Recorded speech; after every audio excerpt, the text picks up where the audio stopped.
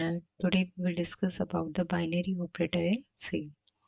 तो binary operator वो operators होते हैं जो हमारे टू ऑपरेंड पे वर्क करते हैं। अब ये जो हमारे बाइनरी ऑपरेटर होते हैं ये भी हमारे डिफरेंट टाइप्स के होते हैं। एक हमारे अर्थमेटिक ऑपरेटर हो गया, रिलेशनल ऑपरेटर हो गया, लॉजिकल ऑपरेटर्स हो गए, assignment operators, bitwise operator and comma operator. तो अगर हम बात करें अर्थमेटिक ऑपरेटर की, तो हमारे अर्थमेटिक ऑपरेटर्स क्या होते हैं? An arithmetic operator performs mathematical operations.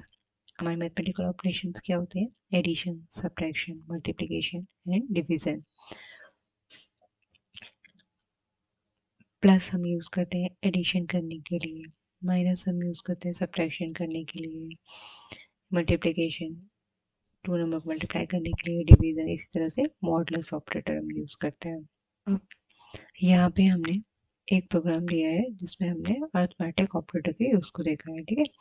तो यहाँ पे हम क्या ले रहे हैं? ए की इनिशियल वैल्यू 9 ले रहे हैं, बी की वैल्यू कितनी ले रहे हैं? 4 ले रहे हैं। तो यहाँ पे हमने एक सी वेरिएबल लिया है, उसमें हम क्या कर रहे हैं? ए प्लस बी कर रहे हैं, A minus B, A multiply by B divided by A modulus by B. अब यहाँ पे जो हमारा मॉडुलस ऑपरेटर होता है ना, ये हमारा ओनली इंटीजर डेटा टाइप पे वर्क करता है। और मॉडुलस ऑपरेटर के साथ अगर हमारा कोई नंबर इस तरह से है तो मॉडुलस वैसे हमें बेसिकली क्या देता है? रिमाइंडर देता है। मॉडुलस ऑपरेटर जो होता है वो हमें रिमाइंडर देता है। लाइक अगर हम 5 मॉडुलस 2 कर दें तो हमें रिमाइंडर कितना मिलता है? 1 मिलता है, ठीक है। अब अगर मैं यहाँ पे -5 मॉडुलस 2 कर दूँ तो हमें आंसर क्या मिलेगा? -1। बट अगर मैं यहाँ पे 5 मॉडुलस -2 कर दूँ तो हमारा आंसर क्या आएगा? 1। इसका मतलब ये है कि जो साइन हमारा न्यूमरेटर के साथ लगा होता है वही साइन हमें रिजल्ट में मिलता है। उसके बाद आते हैं हमारे relational operator. Basically relational operator हमारे क्या करते हैं? हमारे दो ऑपरेंड्स के बीच क्या रिलेशनशिप है वो करके बताते हैं। ये हम कह सकते हैं कि हमारे ऑपरेंड्स के बीच रिलेशनशिप को चेक करते हैं। अब इनका आउटपुट क्या आता है? अगर हमारी रिलेशनशिप ट्रू होती है तो हमें क्या रिटर्न मिलता है? 1। अगर हमारी रिलेशनशिप फॉल्स होती है तो हमें क्या रिजल्ट मिलता है? रिलेशनल ऑपरेटर्स को हम डिसीजन मेकिंग या लूप्स के साथ यूज करते हैं। अब ये हमारे कुछ रिलेशनल ऑपरेटर हैं, like equal to, not equal to, greater than equal to, less than and less than equal to. अब इस एग्जांपल में हमने क्या किया है? एक वेरिएबल है, उसको हमने वैल्यू दे दी है 5, बी को 5, सी को 5। तो अब ये जो लाइन है इसका आउटपुट क्या होगा? ये क्या चेक कर रहा है?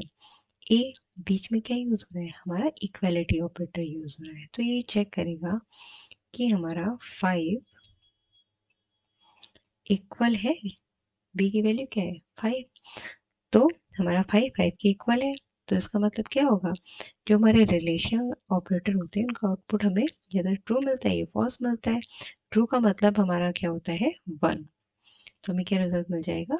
1, क्योंकि ये स्टेटमेंट हमारा ट्रू है।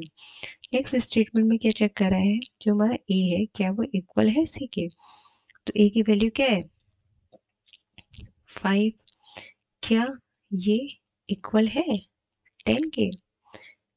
तो ये इक्वल नहीं है, दैट मीन्स फॉल्स। तो इसका मतलब इसका आउटपुट क्या मिलेगा? हमें 0 मिलेगा। नेक्स्ट में क्या चेक कर रहा है? A is greater than 5। A is greater than 5 का क्या मतलब हो गया? 5 इज ग्रेटर देन 5। तो क्या 5 से ग्रेटर है? नहीं। तो इसका मतलब फॉल्स। फॉल्स का मतलब क्या मिलेगा? आउटपुट इसका 0। नेक्स्ट लाइन का है A is greater than C. तो 5 is greater than 10। No, it's false. तो क्या मिलेगा? 0। उसके बाद नेक्स्ट में चेक कर रहा है A is less than B. That means 5 is less than 5. Again, it's false. तो आउटपुट क्या मिलेगा? 0.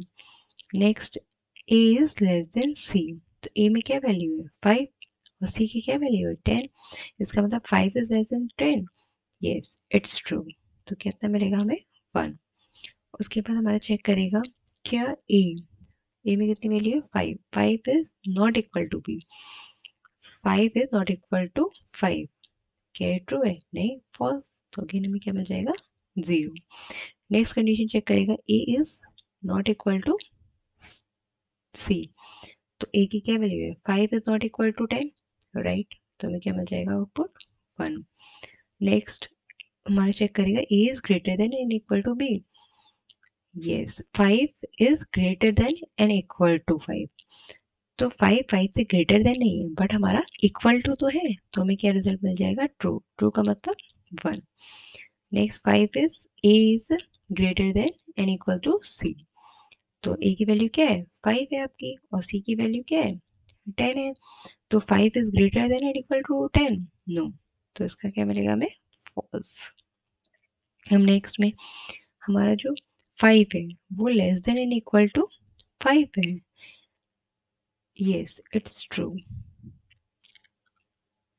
नेक्स्ट कंडीशन है A is less than and equal to C. तो A की वैल्यू क्या है? 5. 5 is less than and equal to 10. Yes, it's true. तो हमें क्या मिल जाएगा? आउटपुट 1. उसके बाद आते हैं हमारे लॉजिकल ऑपरेटर्स. लॉजिकल ऑपरेटर्स क्या करते हैं? ये हमारे दो या दो से ज़्यादा कंडीशंस को, रिजल्ट को कंबाइन करने के काम में आते हैं. ठीक. An expression containing logical operator returns either 0 or 1 depending on whether expression results true or false. तो रिलेशनल ऑपरेटर की तरह लॉजिकल ऑपरेटर भी जो होते हैं वो हमें या तो ट्रू रिटर्न करते हैं या फिर फॉल्स रिटर्न करते हैं. लॉजिकल ऑपरेटर को हम मोस्टली डिसीजन मेकिंग स्टेटमेंट के साथ यूज करते हैं. अब यहाँ पे हमारे लॉजिकल ऑपरेटर्स कौन कौन से होते हैं? ये हमारा हो गया लॉजिकल एंड. लॉजिकल एंड की केस में क्या होता है? हमें ट्रू वैल्यू मिलती है. सारे ऑपरेंड्स क्या होते हैं? ट्रू होते हैं. ठीक. अगर हमारे पास दो ऑपरेंड है तो जब दोनों की वैल्यू ट्रू होगी तो हमें क्या मिलेगा? रिजल्ट ट्रू मिलेगा. लॉजिकल और की केस में क्या होता है? अगर हमारा कोई भी एक ऑपरेंड ट्रू हो जाएगा तो हमें क्या मिल जाएगा? ट्रू मिल जाएगा. लॉजिकल नॉट की केस में क्या होता है? अगर हमारा ऑपरेंड 0 है तो हमें ट्रू मिलेगा, और अगर हमारा ऑपरेंड 1 है तो हमें क्या मिलेगा? फॉल्स मिलेगा. अब देखिए इस एग्जांपल में पहली कंडीशन क्या है? A इज इक्वालिटी ऑपरेटर यहाँ पे यूज हो रहा है. तो A की वैल्यू क्या है? 5. 5 के इक्वल है. यस. तो इसका क्या हो गया? 1. ट्रू. अब जो हमारा लॉजिकल एंड होता है उसमें क्या होता है? जब हमारी दोनों वैल्यू ट्रू होती है तो हमें क्या मिलता है? ट्रू रिजल्ट मिलता है. तो देखिए अब यहाँ पे हमें ट्रू मिल चुका है. तो और यहाँ पे हम क्या करें? लॉजिकल एंड ऑपरेटर को यूज कर रहे हैं. तो हम दूसरी कंडीशन को चेक करेंगे कि हमारा C ग्रेटर देन B है या नहीं. तो C की वैल्यू क्या है? 10. 10 is greater then B. Yes. तो क्या आएगा? ट्रू आ जाएगा. वो एक वैल्यू है, ट्रू दूसरी वैल्यू है, तो हमें रिजल्ट क्या मिल जाएगा? ट्रू मिलेगा. That means 1. अब अगर यहाँ पे हमारी पहली वैल्यू फॉल्स हो जाती तो लॉजिकल एंड में हमने क्या देखा था? हमारी दोनों वैल्यू ट्रू होनी चाहिए. तो हमारा नेक्स्ट जो एक्सप्रेशन है वो हमारा चेक ही नहीं होगा. अब हम सेकेंड एग्जाम्पल देखते हैं. सेकेंड एग्जाम्पल में क्या कर रहा है? हमारा चेक कर रहा है कि हमारा जो 5 है क्या वो 5 के इक्वल है? Yes, it's true. बट जो हमारा C है उसकी वैल्यू क्या है? 10. 10 इज लेस देन 5? नो. तो इसका मतलब क्या हो गया? ये वैल्यू तो ट्रू हो गई, और अब जो वैल्यू है ये हमारी क्या है? फॉल्स. और लॉजिकल एंड ऑपरेशन परफॉर्म हो रहा है तो हमें क्या मिल जाएगा? फॉल्स मिल जाएगा. तो हमारा आउटपुट क्या आ जाएगा? 0. नेक्स्ट एग्जाम्पल में हम क्या करेंगे? चेक करेंगे 5 के इक्वल है, तो दैट मीन्स इसका मतलब ये ट्रू हो गया. अब हमने देखा था जो हमारा लॉजिकल और होता है उस केस में अगर कोई भी एक कंडीशन ट्रू होती है तो हमें रिजल्ट क्या मिलता है, ट्रू मिल जाता है। तो अब हमें इनिशियली ही ट्रू मिल गया, तो क्या है, हम बाद के एक्सप्रेशन को चेक ही नहीं करेंगे, तो हमें आउटपुट क्या मिल जाएगा यहाँ पे 1। उसके बाद आते हैं हमारे असाइनमेंट ऑपरेटर। असाइनमेंट ऑपरेटर क्या करते हैं, an assignment operator is used for assigning a value to a variable. तो हमारे वेरिएबल में वैल्यू को असाइन करने के लिए हम असाइनमेंट ऑपरेटर यूज करते हैं। अब हमारे कंपाउंड असाइनमेंट ऑपरेटर जो होते हैं वो क्या होते हैं, C provides a compound assignment operator to assign a value to variable in order to assign a new value to a variable after performing a specified operation। तो जो हमारे कंपाउंड असाइनमेंट ऑपरेटर होते हैं उन्हें हम शॉर्ट हैंड ऑपरेटर भी बोलते हैं। तो देखिए, जैसे a इक्वल टू बी लिखा है तो नॉर्मली जो b में वैल्यू है वो किस में असाइन हो रही है, a में। अब ये हमारा कंपाउंड असाइनमेंट ऑपरेटर का एग्जाम्पल है। तो देखिए, अगर इस तरह से लिखा हुआ a plus equal to B, तो इसका मतलब क्या है, a equal to A plus B. इसी तरह से अगर हमारा a minus equal to B लिखा होगा तो इसका मतलब क्या हो जाएगा, a माइनस बी। सेम इसी तरह से हम लिखते हैं, तो इन्हें हम कहते हैं शॉर्ट हैंड ऑपरेटर भी बोलते हैं। जैसे ये हमारा है तो इसमें हमारी a की वैल्यू क्या है, 5। अब हमारी a की वैल्यू क्या हो रही है, c में असाइन हो रही है, तो दैट मीन्स c की वैल्यू भी क्या हो जाएगी, अब हमारी 5 हो जाएगी। अब नेक्स्ट स्टेप में हम क्या कर रहे हैं, इसका मतलब क्या है, c equal to c plus a। अब c में इस समय क्या वैल्यू है, 5। 5 प्लस 5 कितना हो जाएगा, 10 हो जाएगा हमारा। उसके बाद अब हमारी c की वैल्यू क्या अपडेट हो गई, 10 हो गई। नेक्स्ट लाइन में क्या लिखा है, इसका मतलब क्या हो जाएगा, c equal to c minus a। अब करेंटली हमारे c में कितनी वैल्यू है, 10। 10 माइनस ए में तो क्या वैल्यू है हमारी, 5 ही है, तो 10 माइनस 5 कितना हो जाएगा, 5। अब हमारे c की वैल्यू क्या हो जाएगी, 5। नेक्स्ट एक्सप्रेशन में क्या होगा, c equal to c multiply by a। इसका मतलब क्या है, c में इस समय हमारी क्या वैल्यू है, 5। 5 मल्टीप्लाई बाय 5, तो क्या जाएगा, 25। अब नेक्स्ट इसका मतलब क्या है, c equal to c divided by a। तो इस समय c में क्या वैल्यू है हमारी, 25। 25 डिवाइडेड बाय 5, तो हमारा आंसर क्या आ जाएगा, 5। नेक्स्ट क्या हो जाएगा, c मॉडुलस a। तो 5 मॉडुलस 5 हम करेंगे तो क्या आ जाएगा, हमारा रिमाइंडर कितना बचेगा, 0। तो ये हमारा सॉल्यूशन हो जाएगा इसका। उसके बाद आते हैं हमारे bit wise operator. Bit wise operators क्या होते हैं, जो हमारे बिट लेवल ऑपरेशंस को परफॉर्म करते हैं, वो हमें हमारे क्या होते हैं, बिट वाइज ऑपरेटर। और जो हमारे बिट वाइज ऑपरेटर होते हैं वो हमारे इंटीजर्स पे ही ऑपरेट होते हैं, it may not be applied to float. अब हमारे बिटवाइज जो ऑपरेटर होते हैं उसमें भी हमारे बिटवाइज एंड यूज होता है, bitwise or, bitwise exclusive or, bitwise complement, bitwise shift left, bitwise shift right. तो हमारे बिटवाइज एंड को रिप्रेजेंट करने के लिए हम किस सिंबल का यूज करते हैं, ओनली सिंगल एंड। बिटवाइज और का सिंबल ये, बिटवाइज एक्सक्लूसिव और का ये, बिटवाइज कॉम्प्लीमेंट का ये, left shift and right shift का। अब देखते हैं बिटवाइज एंड ऑपरेटर क्या करता है। बिटवाइज एंड ऑपरेटर हमारा सेम लॉजिकल एंड की तरह ही चलता है। इसमें क्या होता है, अगर हमारी सारे ऑपरेंड की वैल्यू ट्रू होंगी तभी हमें ट्रू मिलता है। अब देखिए इस एग्जांपल में हमें बिटवाइज एंड ऑपरेशन परफॉर्म करना है 12 एंड 25 के बीच। तो पहले हम 12 को बाइनरी में रिप्रेजेंट कर लेंगे, उसके बाद अब हमें क्या ऑपरेशन परफॉर्म करना है, बिटवाइज एंड ऑपरेशन को परफॉर्म करना है। अब हमने देखा था बिटवाइज एंड के केस में क्या होता है, जब हमारी दोनों वैल्यूज ट्रू होती है तो हमें रिजल्ट क्या मिलता है, ट्रू मिलता है। तो अब देखिए यहाँ पे दोनों वैल्यू ट्रू कहाँ है, किस केस में है, ये देखिए अपोजिट है, 0 0 0 0। अब ये वैल्यू क्या है, 1 1, दैट मीन्स ट्रू। ये भी हमारा फॉल्स हो जाएगा, ये भी फॉल्स हो जाएगा, ये भी फॉल्स हो जाएगा, ये भी फॉल्स हो जाएगा। अब ये हमें जो बाइनरी नंबर मिला है इसका हम डेसिमल इक्विवेलेंट निकालेंगे। डेसिमल इक्विवेलेंट निकालेंगे तो हमें क्या मिल जाएगा, 8।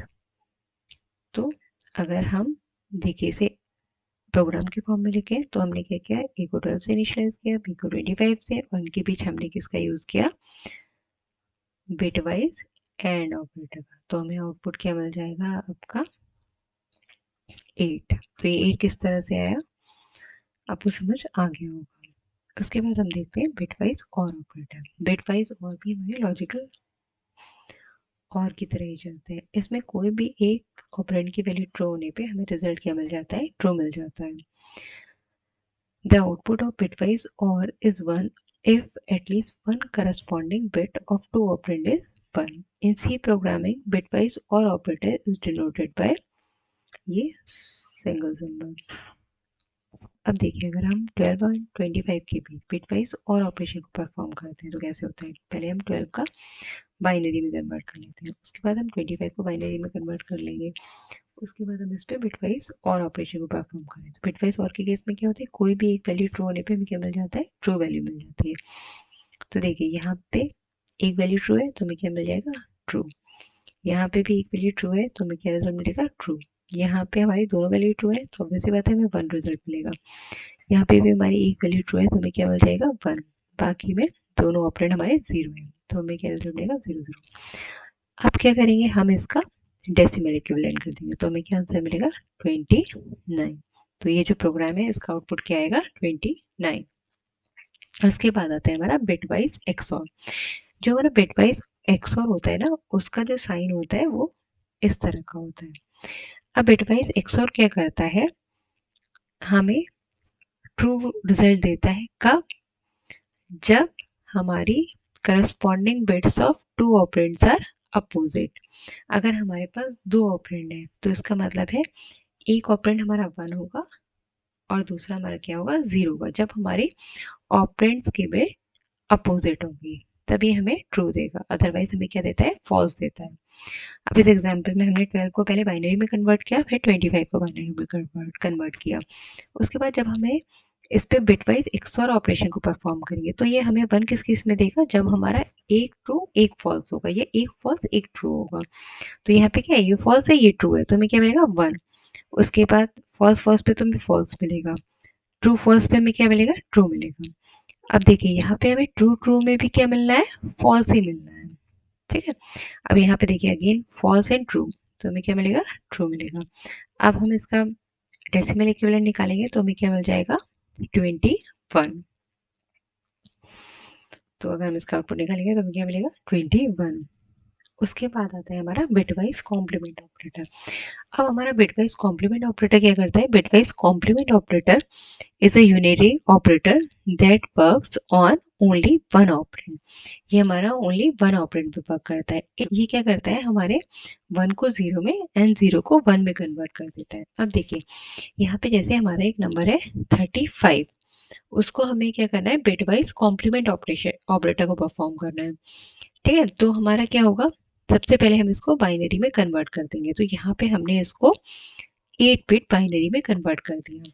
अब हमने देखा था कि बिटवाइज कॉम्प्लीमेंट क्या करेगा, 0 को 1 एंड 1 को 0 में कन्वर्ट कर देगा। अब देखिए जब हम इस बाइनरी पे बिटवाइज कॉम्प्लीमेंट ऑपरेशन को लगाएंगे तो क्या होगा, 1 को इसने 0 किया और 0 को क्या कर दिया, 1। तो अब जो ये नंबर मिला ना, तो देखिए इसमें एमएसपी में हमें क्या मिल रहा है, 1 मिल रहा है। अब हमारी जब मोस्ट सिग्निफिकेंट बिट पे 1 होता है तो इसका मतलब क्या होता है, हमारा नंबर क्या हो गया, नेगेटिव हो गया, नेगेटिव हो गया। अब जब हमारा नेगेटिव हो गया नंबर तो इसका मतलब क्या है, हमारा जो नंबर है वो टूज कॉम्प्लीमेंट फॉर्म में हमारे सिस्टम में स्टोर हुआ है। अब इसका डेसिमल इक्विवेलेंट निकालने के लिए हम क्या करेंगे, जिस तरह से हमारा टूज कॉम्प्लीमेंट का हम डेसिमल इक्विवेलेंट निकालते हैं, सेम हम उसी तरह से निकालेंगे। ठीक, तो अब हमारा टूज कॉम्प्लीमेंट फॉर्म में है, तो अब हम इसका डेसिमल निकालने के लिए क्या करेंगे, अगेन इस पे टूज कॉम्प्लीमेंट अप्लाई करेंगे। ठीक है, तो अब हम इस पे टूज कॉम्प्लीमेंट फॉर्म में अप्लाई करेंगे तो क्या होगा, इसका हम टूज कॉम्प्लीमेंट निकालेंगे। अब हमें साइन तो पता चल गया कि हमारा साइन माइनस होगा। अब टूज कॉम्प्लीमेंट में निकालने के लिए हम क्या करते हैं, एक तो हमारा नॉर्मल तरीका होता है कि हम राइट हैंड साइड से चेक करते हैं, जो हमें फर्स्ट वन मिलता है वहां तक क्या करते हैं, हम डिजिट्स को सेम नोट डाउन कर लेते हैं। लाइक 0 0 1 हमें फर्स्ट वन क्या यहाँ पे मिला। अब उसके बाद के डिजिट्स में हम 1 को 0 एंड 0 को 1 कर देते हैं। तो 1 को हमने 0 कर दिया और 0 को क्या कर दिया हमने 1 कर दिया। ठीक है, अब हम इसका डेसिमल इक्विवेलेंट निकालेंगे। अब हम इसका डेसिमल इक्विवेलेंट निकालेंगे तो हमें क्या मिलेगा, 1 2 4 8 16 32। अब देखिए हमारा ट्रू किस पे है, 32 पे और हमारा 4 पे। तो हम 32 प्लस 4 करेंगे तो हमें क्या मिल जाएगा, 36। और हमने देखा था कि यहाँ पे किसका साइन आएगा, माइनस का। तो हमारा इसका आंसर क्या हो जाएगा, -36। अगर हमें बिटवाइज कॉम्प्लीमेंट ऑपरेटर परफॉर्म करना हो तो इसका एक ये भी फॉर्मूला है, हम क्या कर देते हैं, -n+1। अब देखिए यहाँ पे हमने क्या नंबर लिया था, 35 लिया था। तो अगर हम इस पे -n+1 परफॉर्म करेंगे तो क्या हो जाएगा, -35+1। दैट मीन्स क्या हो जाएगा, -36। उसके बाद आते हैं हमारा bitwise right shift operator. Bitwise right shift operator क्या करता है, shifts all bits towards right by certain number of specified bits। ठीक है, तो जो हमारा राइट शिफ्ट ऑपरेटर होता है उसका क्या साइन होता है, इस तरह से साइन होता है। ठीक है, अब ये 2 क्या है, इस 2 का मतलब है हमें कितनी बिट राइट शिफ्ट करना है अपने नंबर को। तो सबसे पहले हम, जैसे हमारा 212 है तो उसका क्या करेंगे, बाइनरी इक्विवेलेंट निकालेंगे। उसके बाद क्या करेंगे, हम इसको 2 बिट राइट शिफ्ट कर देंगे। ठीक है, 2 बिट राइट शिफ्ट करने का मतलब क्या है, ये जो 0 0 है, ठीक है, ये हमारी 2 बिट हो गई। इनको जब हम राइट शिफ्ट करेंगे तो क्या कर देंगे, इनको डिस्कार्ड कर देंगे। और ये बिट देखिए हमारे 1 0 1 इधर शिफ्ट हो जाएंगी राइट। ठीक है, अब जब ये हमारी बिट्स राइट शिफ्ट हो जाएंगी तो क्या हमारा ये 2 स्पेस बच जाएगा, क्योंकि हमने 8 बिट फॉर्मेट पे लिया है। तो हम उनको किससे फिल कर देंगे, 0 0 से फिल कर देंगे। अब सेम हमारा लेफ्ट शिफ्ट ऑपरेटर में भी ऐसा होता है। लेफ्ट शिफ्ट ऑपरेटर क्या करता है, left shift operator shifts all bits towards left by a certain number of specified bits. The bit position that have been vacated by the left shift operator are filled with 0. The symbol of the left shift operator is this one. अब यहाँ पे क्या है, जैसे 2121 number है तो सबसे पहले हमने इसे 8 बिट बाइनरी में कन्वर्ट कर लिया। अब यहाँ पे क्या है, 1 लिखा है तो दैट मीन्स हमें इसे 1 बिट लेफ्ट शिफ्ट करना है। ठीक है, तो अब हमारा ये नंबर है, इसे हमें 1 बिट लेफ्ट शिफ्ट करना है तो हमारी ये वाली जो बिट है वो क्या हो जाएगी, डिस्कार्ड हो जाएगी। तो हमारी बिट कितनी बचेगी, इतनी बचेगी 7। अब हमारा एक स्पेस खाली हो जाएगा तो उसको हम किससे फिल कर देंगे, 0 से फिल कर देंगे। उसके बाद आता है हमारा कॉमा ऑपरेटर। कॉमा ऑपरेटर हमारा 2 तरह से यूज होता है। एक तो कॉमा हमारा सेपरेटर की तरह यूज होता है, ठीक है, और एक हमारा होता है एज एन ऑपरेटर। सेपरेटर की तरह कब यूज करते हैं, जब हम उसको डिक्लेयर करते हैं, when we want to declare multiple numbers of variables in any program and provide different arguments in any function, we use the comma in the form of a separator. ठीक है, अब यहाँ पे हमने 3 वेरिएबल लिए हैं, ठीक है, उनको हमने किससे सेपरेट किया है, कॉमा ऑपरेटर की हेल्प से। In the statement mentioned above, the comma acts as a separator and informs the compiler that the x, y, and z variables are 3 different types of variable. ठीक है, जब भी हम comma को किसी variable के डिक्लेरेशन में यूज करते हैं तो वो हमेशा comma as a separator use होता है। उसके बाद जो हमारा कॉमा होता है उसे हम एज एन ऑपरेटर भी ट्रीट करते हैं। तो जब हम इसे एज एन ऑपरेटर ट्रीट करते हैं तो क्या होता है, the comma operator is basically a binary operator that evaluates its operand from left to right and discards the result of the left operand, returning the value of the right operand। ठीक है, इसका मतलब ये है कि अगर मेरा यहाँ पे मैंने एक वेरिएबल डिक्लेयर कर दिया x, ठीक है, अब हमने ब्रैकेट में यहाँ पे 3 ऑपरेंड लिख लिया। ठीक है, तो क्या करता है, जो हमारा राइट मोस्ट ऑपरेंड होता है उसकी वैल्यू को इवेल्युएट भी करता है एंड रिटर्न करता है। उसके अलावा जितने हमारे ऑपरेंड होते हैं उनकी वैल्यू को इवेल्युएट तो करता है बट हमारा रिटर्न नहीं करता है। ठीक है, तो अगर हम इसका आउटपुट देखेंगे, अगर हम x की वैल्यू को प्रिंट कराएंगे तो क्या होगा, 3 4 की वैल्यू इवेल्युएट तो होगी बट जो हमारी रिटर्न करेगा वैल्यू वो हमारी किसकी करेगा, हमारे राइट मोस्ट ऑपरेंड की। तो इसका आंसर क्या रहेगा हमारा 6। अब देखिए इस एग्जांपल में हमने x को 10 से इनिशियलाइज किया है और 15 से किया है। अब यहाँ पे comma as an operator use हो रहा है। ठीक है, तो हमारा आउटपुट क्या हो जाएगा, ये इस स्टेटमेंट को इस तरह से ट्रीट करेगा 10 कॉमा 15। तो हमने ये देखा था जो हमारा राइट मोस्ट ऑपरेंड होता है उसकी वैल्यू को इवेलुएट भी करेगा और रिटर्न भी करता है। ठीक है, हमारे इस ऑपरेंड की वैल्यू इवेलुएट तो होगी बट रिटर्न नहीं करेगा हमारे वैल्यू को। तो हमें क्या मिल जाएगा, आउटपुट 15।